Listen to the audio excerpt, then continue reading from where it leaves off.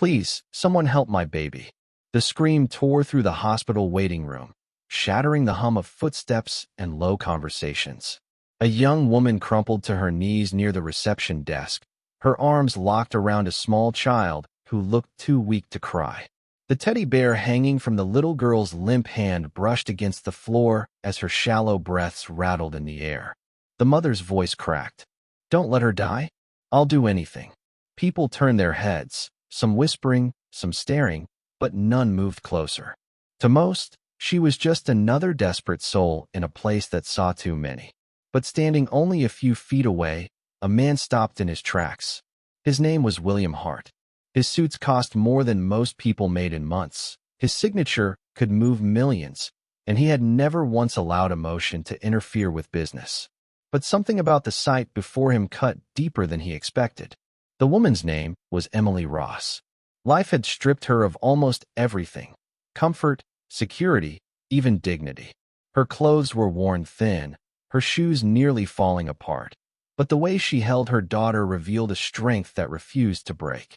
The child in her arms, Sophie, had been battling an illness that doctors said demanded urgent treatment. Without it, her chances of survival were vanishing fast. Emily had pleaded with charities, begged neighbors, knocked on doors that never opened. Each time, she walked away with nothing but kind words and closed hands. Now, once again, the receptionist shook her head. "Ma'am, without payment, we can't admit her for the procedure." The words struck Emily like a blade. Her knees buckled. She pressed Sophie tighter to her chest, as if love alone could keep the girl's fragile heart beating. "Take me instead," she whispered hoarsely. "Don't let her go. She's all I have."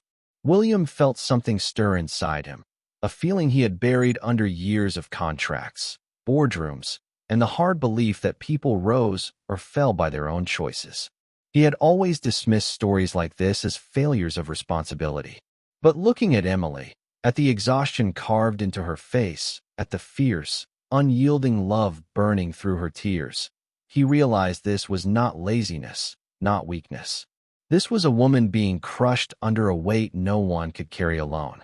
The waiting room fell silent around them, the mother's broken pleas echoing against sterile walls. William's chest tightened, his polished shoes suddenly heavy on the floor. He knew he could turn away, return to his meeting upstairs, tell himself it wasn't his fight. But for the first time in years, walking away no longer felt like an option. Instead of walking past, William found himself moving toward her.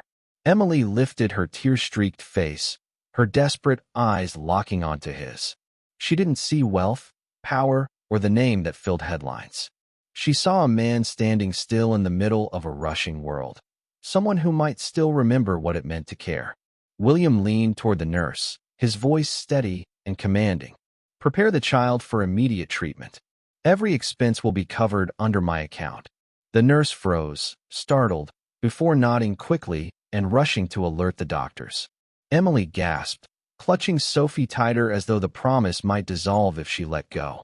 Her lips trembled. "Why? Why would you do this for us?"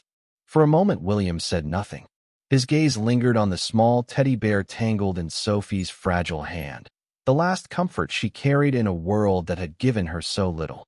Finally, he answered, "Because no child should pay the price for what life failed to give. And no mother should have to beg for mercy that should already be hers." Within the hour, Sophie was admitted. Machines hummed, monitors beeped, and a team of doctors surrounded her, fighting to give her a future. Emily sat outside the room, hands clasped together so tightly her knuckles turned white. Her body trembled with fear and fragile hope. To her surprise, William stayed as well. His tailored suit and polished shoes looked out of place among the worn plastic chairs, but his silence beside her was strangely grounding. Time dragged, heavy with uncertainty.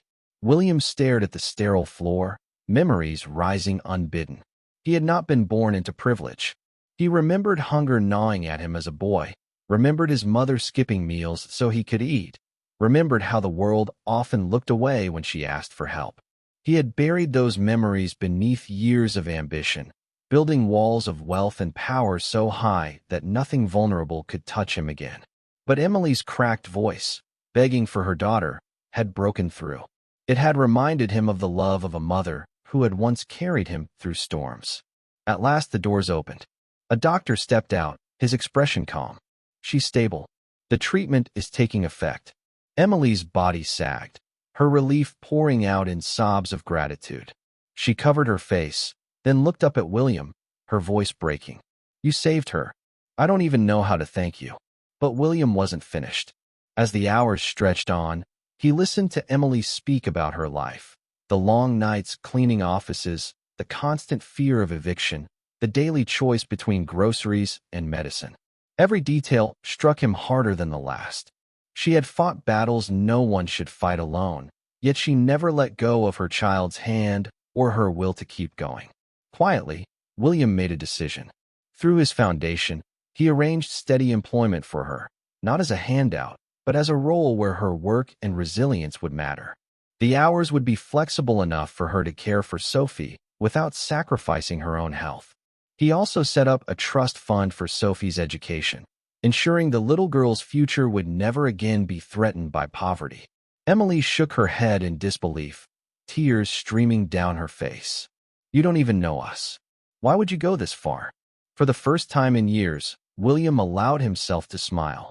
Not the practiced one he wore in boardrooms, but something genuine. "Because once, someone gave my mother and me a chance. It changed everything. I think it's time I passed that on." Word of what happened spread quietly at first, whispered by nurses, repeated by those who had seen the scene unfold. In a world where wealth often built walls, one man had chosen to bend down instead, lifting a family that had nearly been crushed by despair. His choice didn't just save Sophie's life. It rewrote the story of her future and her mother's too. That evening, as the sun bled into the horizon, Emily sat by Sophie's bedside. The child's breathing was steady, her cheeks no longer pale.